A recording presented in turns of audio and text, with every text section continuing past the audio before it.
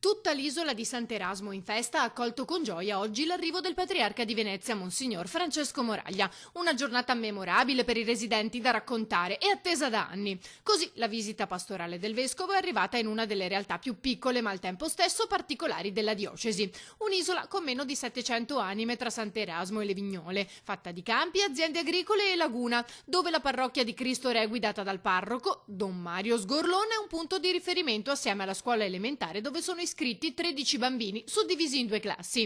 E il patriarca genovese, vedendo la maglia blu cerchiata della squadra di calcio locale, si è sentito subito a casa. Gli stessi colori dal 1966 della Sampdoria.